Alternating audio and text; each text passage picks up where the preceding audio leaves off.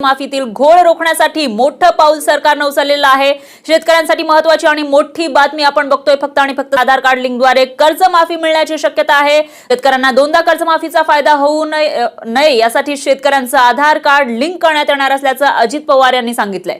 Form house वाल्यांना आता कर्जमाफी नाही असं चंद्रशेखर बावनकुळे यांनी स्पष्ट केलेलं आहे। महसूल मंत्री बावनकुळे यांनी शेतकरी कर्जमाफीबाबत महत्त्वाचं वक्तव्य केलंय।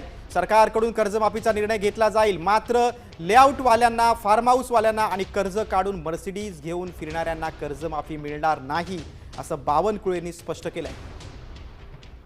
या ठिकाणी आपण विचारलाय, पहिली गोष्ट अशी की कर्जमाफी किंवा कर्जमुक्ती अशक्य आहे असं माझं मत नाही, पण ती कोणाला दिली पाहिजे आणि कधी दिली पाहिजे याबद्दल माझं दुमत आहे। आज आपण जर बघितलं तर विदर्भ मराठवाड्यामध्ये आपण किती लोकांना आजपर्यंत कर्ज दिलंय? एकूण खातेदार शेतकऱ्यांपैकी